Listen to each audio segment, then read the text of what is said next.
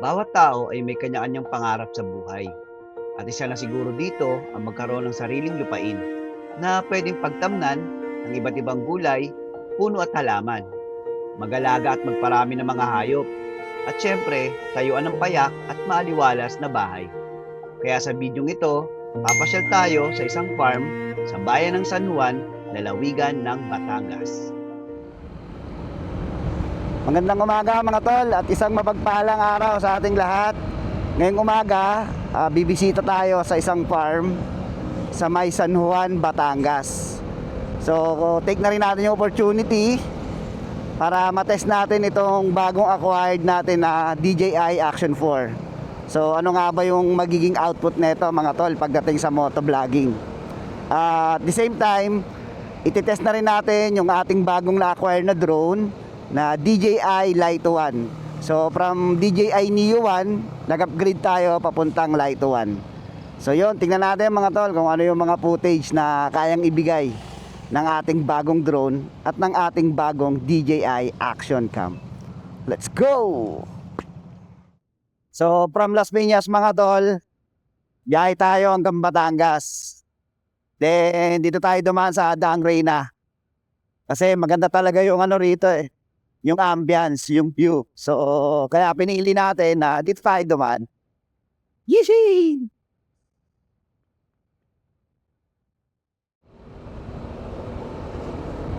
At isa pa nga pala sa ititest natin mga tol, yung DJI Mic Mini. So, check natin mga tol. Dati kasi ang gamit natin is yung Boya wireless mic. So, nag-upgrade tayo. Tingnan natin kung mas okay ba talaga yung quality nito kumpara doon sa Boya mic. Ito mga tol, nakasabay natin si Pikachu. Si Pikachu 1 at si Pikachu 2. Napakaswerte naman natin mga tol. Tara, patiin natin sila. Ayan sila mga tol, Pikachu 1, Pikachu 2. Ride safe mga Pokemons. Pasigsag siya mga tol. Tapos taas baba yung yung kalsada. So konting ingat mga tol pagka dumadaan tayo dito. Ayan papalipad sana kami ng drone mga tol para makita natin yung zigzag na daan. Kaso lang may inaabol pa kasing oras mga tol. Meron kasi tayong imimit na mga kasama. Doon na kami magkikita-kita sa Balite exit. Parting na rin yung mga tol Batangas. Parang ang bilis ng transition ng kalsada. Parang kakaano lang natin ng C5 ay ng Daang Reyna Ganda na sikat ng araw mga tol Ayun mga tol factory ng Alaska.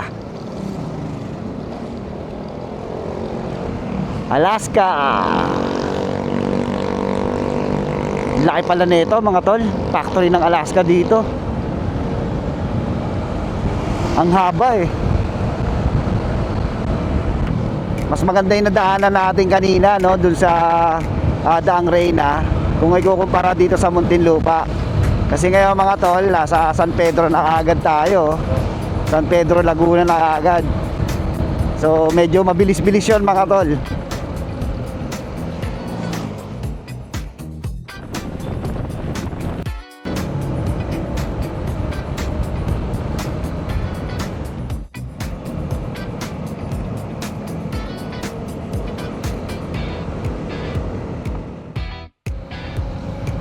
Yan mga tol, time check 6:50. Batangas na tayo mga tol. Lalawigan ng Batangas.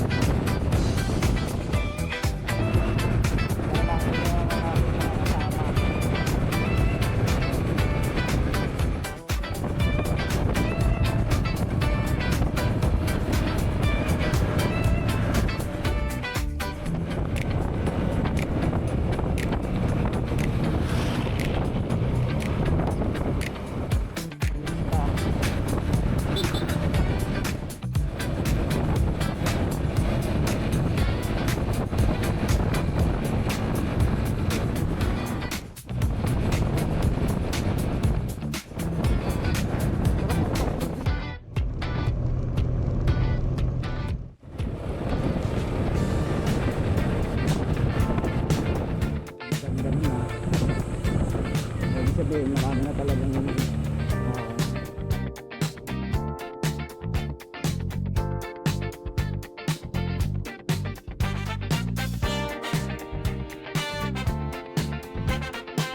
Makalipas ang mahigit 2.5 oras at mahigit 100 kilometro ng paglalakbay, ay narating namin ang aming destinasyon bago man ang halian. Tamang-tama lang para makapaghanda ng aming kakainin at makapagpahinga ng kaunti.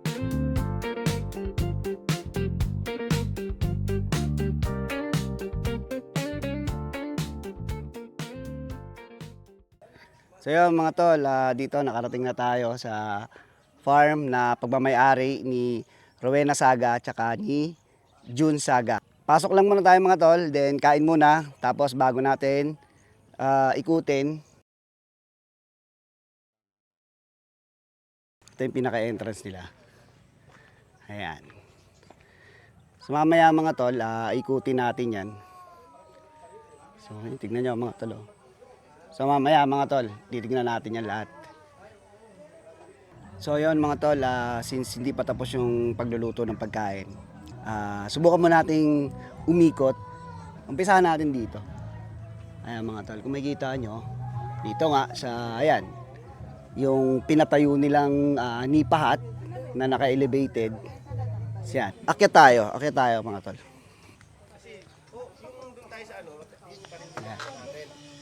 Akyat tayo, dahan-dahan. So ayan mga tol, kung makikita nyo, pwede mag-ihaw. Ayan, mga sigabong nag-iihaw sa atin mga tol.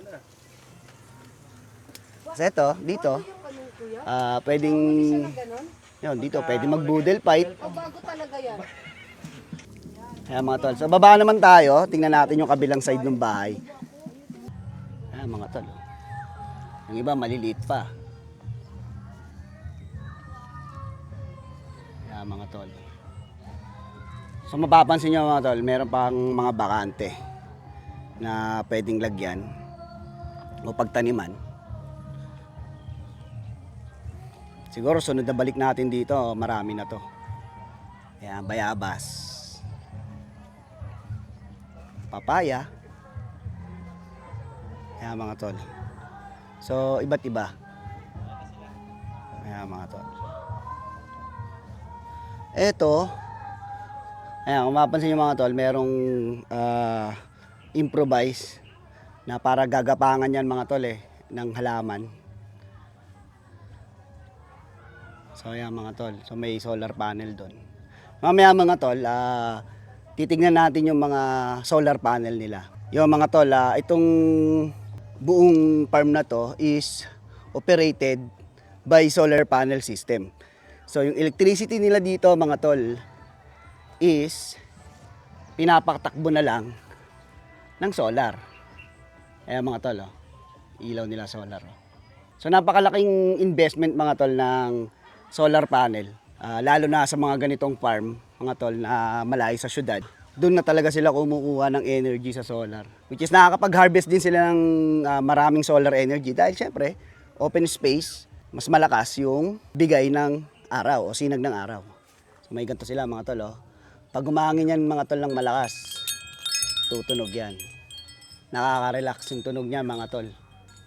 Ayan, wind chime. Tingnan nyo mga tol, may aircon sila. Take note mga tol wala silang supply ng kuryente rito galing sa mga electric provider or sabihin natin sa mga kumpanya ng kuryente. Wala silang ganun dito mga tol. Talagang purong solar panel lang yung gamit nila. Pero may aircon sila, di ba? Ganito mga tol. Ano. Tapos meron pa uling lipat dito sa baba. So yun mga tol. Ayan mga mangga na yan.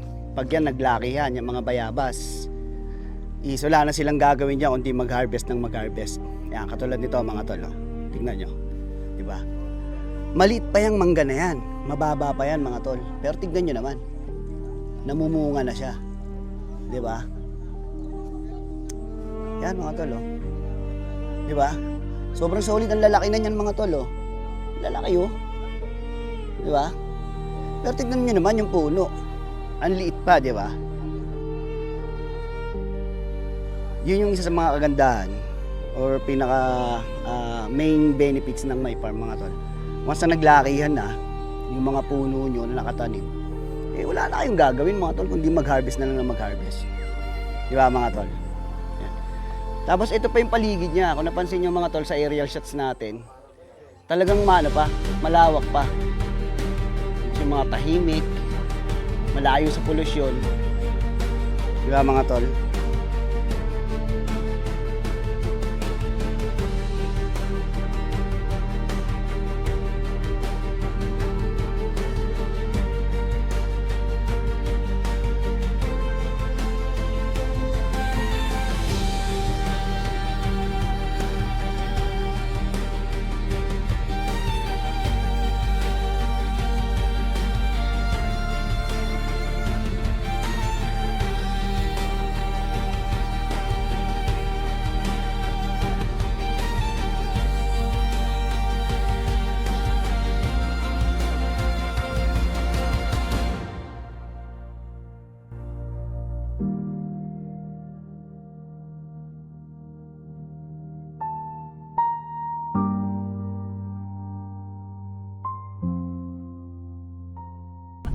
So ito na, mga tol, magla-lunch na kami with Mr. Jun Saga and Madam Ray Saga.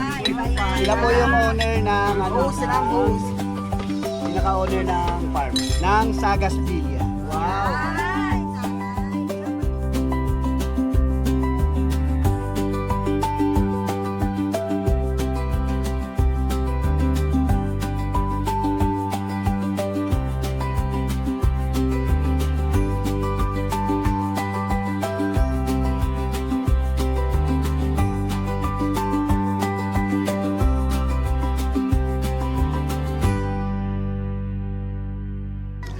Ayun, mga tol, isa sa mga magandang investment sa mga farm na katulad dito is yung mga solar panel. So talagang pinaka-ideal kapag meron kang farm, lalo sa malayo o sa liblib na lugar, is yung solar panel talaga. Singit ko na rin, yung may-ari ng farm na to is yun yung pinaka-business nila. Solar panel, nag-install sila ng solar panel. Tingnan natin, mga tol, yung ibabaw ng bubong nila. Yung mga naka-install na solar panel kasi sobrang laki daw talaga ng tinitipid nila. So actually hindi lang sa farm, ito ideal. Pati sa lahat ng bahay ngayon kasi sobrang alam naman natin na sobrang sakit na ng bill sa electricity. So maganda talagang investment ang solar panel. Silipin natin, mga tol. Habang tinitesting din natin yung bagong drone natin, mga tol, samantalay na rin natin yung pagkakataon na masilip yung bubong nila, yung part na may solar panel. Tingnan natin kung bakit wala silang electric provider, mga kilalang kumpanya ng kuryente. Wala silang supply na ganun, pero meron silang mga aircon. So tingnan natin, mga tol, silipin natin yung solar panel nila sa bubong. Yan yung solar panel nila sa bubong. Ang dami nilang solar panel. Tapos nakakapagpatakbo sila ng mga aircon. So napakaganda talagang investment, mga tol, ang solar panel. At isa rin sa mga typical na libangan sa loob ng farm ay ang pag-setup ng airsoft or airgun shooting range. Dahil sa lawak ng area, masasabi nating mas safe o ligtas ang ganitong klase ng activity sa loob ng farm. Pero paalala lang, mga tol, maging responsable tayo sa ganitong klase ng activity. Laging i-prioritize ang safety, maging ito man ay hindi tunay na baril, harmful pa rin to, mga tol, kung hindi mag-iingat sa paggamit.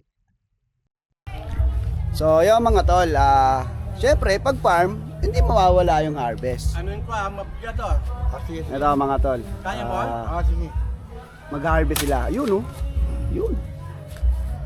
Yan ang isa sa kagandahan, mga tol, ng farm. Yan, mga tol, paldo na naman kami ni congressman nito. Woo! Isa sa pinaka main benefits ng farm, syempre from the word itself, farm, mag-harvest ka, di ba? Yun, ito ang hinarvest nila ngayon. Saba. Ayan mga tol.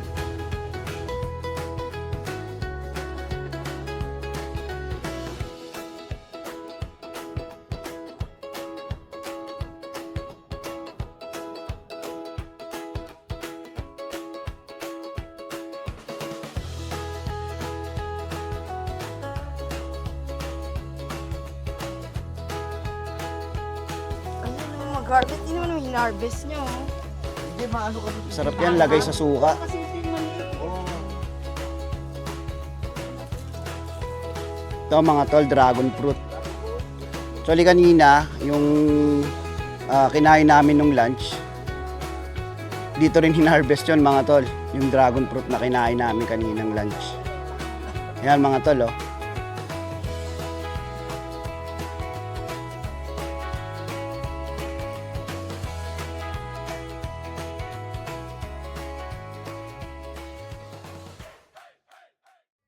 Ang pagkakaroon ng sariling farm o lupain ay hindi lamang tungkol sa mga lupa at pananim. Ito ay simbolo ng natupad na pangarap sa pamamagitan ng pagsisikap at pagkakaisa. Kaya sa mga taong natupad ang pangarap at patuloy na nagsisikap para sa kanilang pangarap, saludo ko sa inyo mga tol. Pagkatapos namin kumain, mag-relax, mag-enjoy sa pamamaril at maki-harvest, nagpaalam na rin kaming umuwi ng maaga para makaiwas sa traffic at nagbabadyang sama ng panahon.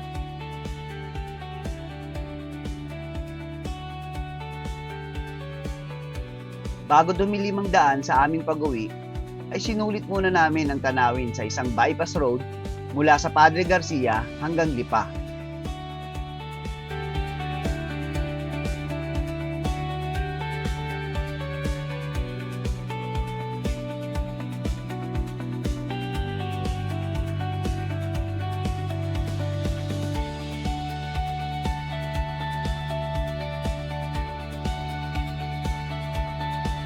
At yun lang mga tol, maraming salamat sa pagsama sa amin dito sa San Juan, Batangas. At sana nag-enjoy kayo sa mga nakita nyo. Kung bago ka pa lang sa akin channel, sana wag mo nang kalimutan mag-like, mag-share, at subscribe mo na rin yan mga tol.